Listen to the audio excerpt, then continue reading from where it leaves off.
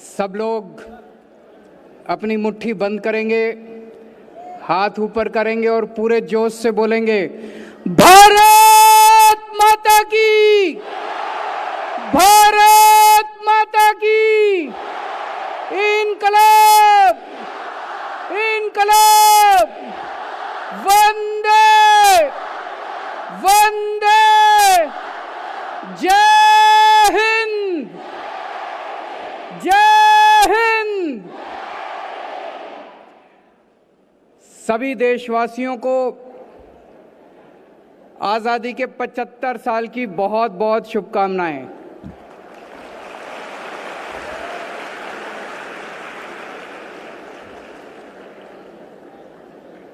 और अभी जो आप लोगों ने कार्यक्रम देखा, जितने लोग आज यहाँ आए हुए हैं, मैं देख रहा हूँ हजारों स्टूडेंट्स और दिल्ली वासी आज यहाँ मौजूद हैं। मुझे लगता है आप सब लोगों को आज की ये शाम 75 साल आज़ादी के मनाने की ये शाम यादगार रहेगी, हमेशा ज़िंदगी में याद रहेगी। पूरा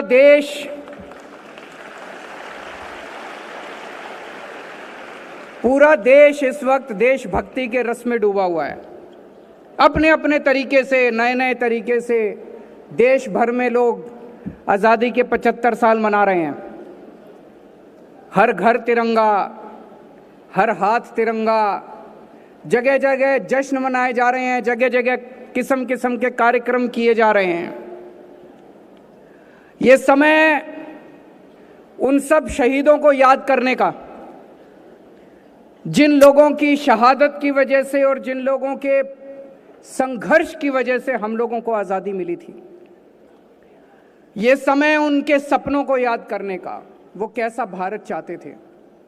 अनगिनत लोगों ने शहादत दी, अनगिनत लोग जेल गए, कईयों ने काला पानी काटा, बहुत यातनाएं सही। लेकिन मैं खासकर 2 स्वतंत्रता सेनानियों की जिक्र करना चाहूंगा। एक बाबा साहब अंबेडकर,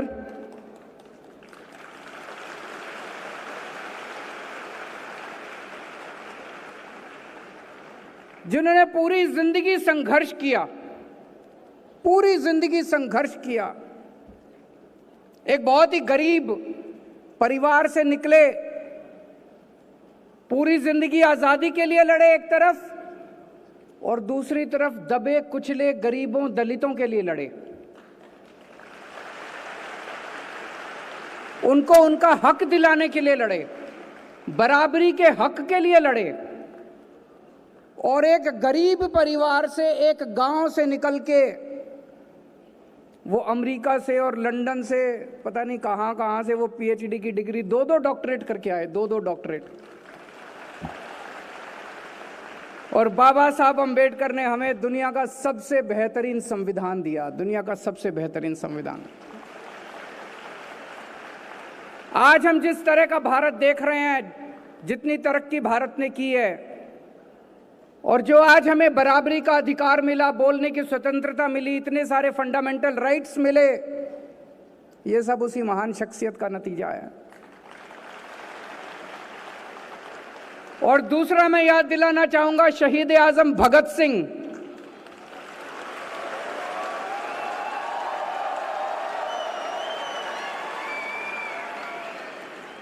उनकी शहादत को याद कीजिए। 23 साल का लड़का, 23 साल की उम्र में कोई इंजीनियरिंग कर रहा होता है, कोई अपने लिए गर्लफ्रेंड ढूंढ रहा होता है, कोई पिक्चर देख रहा होता है। 23 साल की उम्र के अंदर वो आदमी देश के लिए शहीद हो गया, फांसी चढ़ गया।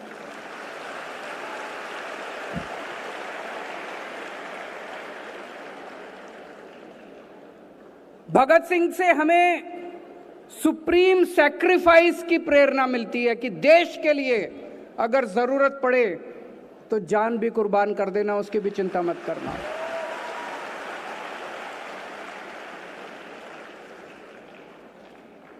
पूरी दिल्ली में हम लोगों ने 500 जगह तिरंगे लगाए हैं, बड़े बड़े ऊंचे ऊंचे तिरंगे। देखे आप लोगों ने? Delhi has become the city of tricolours. Delhi तिरंगों का शहर बन गया है। पूरे देश में सबसे ज्यादा ऊंचे तिरंगे दिल्ली के अंदर हैं। पूरे देश में सबसे ज्यादा तिरंगे। अभी मैं घर से निकला और यहां आ रहा था, आते आते रास्ते में मैंने गिने, वैसे तो आज बहुत सारे तिरंगे हैं हर जगह, लेकिन जो बड़े वाले तिरंगे, जो 500 तिरंगे लगाए हैं, मुझे 9 तिरंगे दिखाई दिए, बड़े वाले तिरंगे। यही हमारा मकसद था। हमारा मकसद था कि हम लोग रोज अपनी रोजमर्रा की जिंदगी में खो जाते हैं, घर में, फैमिली के साथ, दफ्तर में, देश को भूल जाते हैं जिंदगी जीते जीते। दिल्ली आपको भूलने नहीं देगी। आप घर से बाहर निकलोगे, आपको तिरंगा दिखाई देगा, देश याद आ जाएगा। फिर थोड़ी आगे जाओगे, एक और तिरंगा दिखाई देगा, फिर थोड़ी आगे जाओगे, एक और तिरंगा, दफ्तर से शाम को बाहर आओगे, फिर तिरंगा दिखाई देगा। देश हर कदम पे आपको याद आएगा। यही हमारा मकसद था। आज पूरी दिल्ली के अंदर 25 लाख बच्चों को तिरंगे बांटे गए हैं। 25 लाख बच्चों को।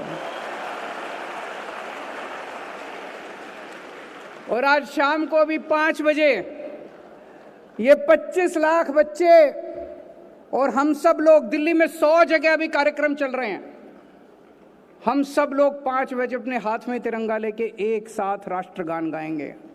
पूरी हवा, पूरी फिजा देशभक्ति से भरी हुई होगी।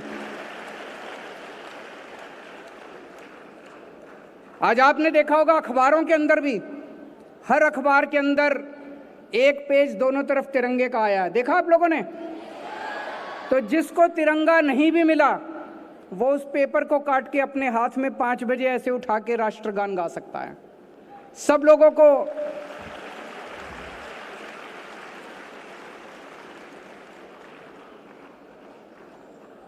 आजादी के 75 साल के इस मौके पे एक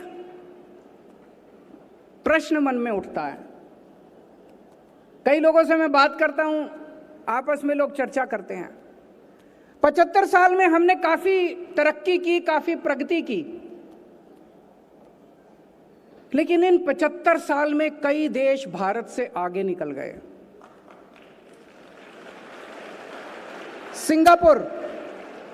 सिंगापुर हमारे से 15 साल बाद आजाद हुआ, हमसे 15 साल बाद आजाद हुआ, आज हमसे आगे निकल गया। जापान, द्वितीय विश्व युद्ध के अंदर, सेकेंड वर्ल्ड वॉर में जापान पूरी तरह से ध्वस्त हो गया था, बर्बाद हो गया था जापान। हिरोशिमा नागासाकी के ऊपर न्यूक्लियर बॉम्ब डाला गया था, तहस नहस हो गया था, आज हमसे आगे निकल गया। इसमें ताली बजाने की बात नहीं। जर्मनी सेकेंड वर्ल्ड वॉर में बिल्कुल तहस नहस हो गया था। जर्मनी हिटलर के बाद पूरी तरह से तहस नहस हो गया था, वो भी हमसे आगे निकल गया। क्यों? हम पीछे क्यों रह गए? भारत पीछे क्यों रह गया? हमारे में कोई कमी थोड़ी है, हम किसी से कम थोड़ी हैं। भारत के लोग दुनिया में सबसे इंटेलिजेंट लोग हैं।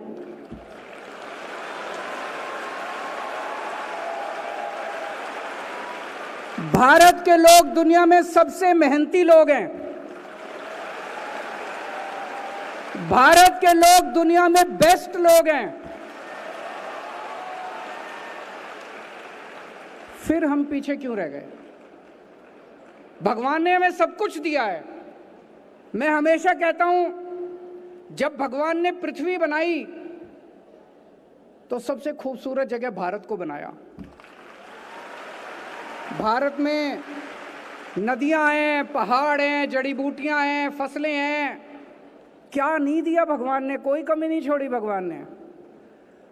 भगवान ने जब इंसान बनाया तो सबसे इंटेलिजेंट लोग उसने भारत में पैदा किए। फिर हम पीछे क्यों रह गए? कुछ लोग पूछते हैं, can India lead the world?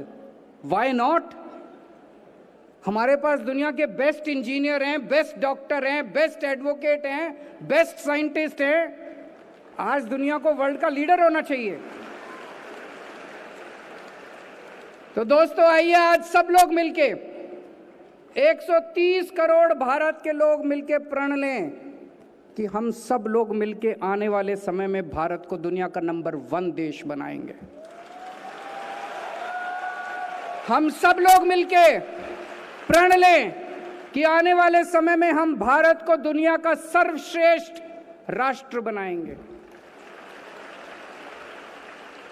हम सब लोगों को मेहनत करनी पड़ेगी।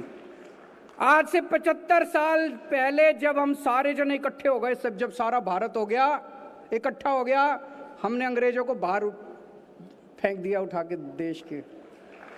आज अगर एक बार फिर हम सारे इकट्ठे हो जाएं तो भारत को दुनिया का नंबर 1 देश बनाने से कोई नहीं रोक सकता। आज मैं आप लोगों से, जितने लोग इस हॉल में बैठे हैं, जितने लोग मुझे अभी टीवी पे देख रहे हैं, दिल्ली वाले, दिल्ली के बाहर वाले, एक बहुत छोटी सी चीज मांगता हूं। बहुत छोटी सी चीज, जो 75 साल मना रहे हैं, एक छोटा सा प्रण कर सकते हैं हम लोग जब सड़क पे जा रहे होते हैं, चिप्स खा रहे हैं, उठा के पैकेट सड़क पे फेंक देते हैं। पानी पी रहे होते हैं, उठा के बोतल सड़क पे फेंक देते हैं। गाड़ी में जा रहे होते हैं, चिप्स खाई, खिड़की खोली, उठा के बाहर फेंक दिया। आज से हम प्रण ले कि हम अपनी तरफ से कम देश को गंदा नहीं करेंगे। कहीं जितना हमारे पास हमारा अपना कूड़ा है, जब तक हमें कूड़ेदान दिखाई ना दे, हम अपनी जेब में डाल लेंगे, और जब कूड़ेदान दिखाई देगा कूड़ेदान में डालेंगे। अगर बन सके, अगर कोई कूड़ा दिखाई दे और बन सके तो उसको उठा के हम कूड़ेदान में डालें। लेकिन अगर वो ना भी करे तो कम से कम अपनी तरफ से हम भारत के अंदर कहीं भी, किसी भी पब्लिक स्थान, सार्वजनिक स्थान के ऊपर हम अपनी तरफ से कूड़ा नहीं डालेंगे। मंजूर है? गंदा नहीं करेंगे, अपने किसी भी सड़क को गंदी नहीं करेंगे, किसी भी सार्वजनिक स्थल को गंदा नहीं करेंगे। भारत को अगर हमें दुनिया का नंबर 1 देश बनाना है तो अभी बहुत कुछ करना पड़ेगा। एक छोटी सी शुरुआत करते हैं। तो एक बार फिर से आप सब लोगों को आज़ादी के 75 साल बहुत बहुत मुबारक हो, बहुत बहुत शुभकामनाएं। और मेरा दिल कहता है कि भविष्य भारत का है। आने वाले समय में भारत को दुनिया का नंबर 1 देश बनाने से कोई नहीं रोक सकता। बहुत बहुत शुक्रिया।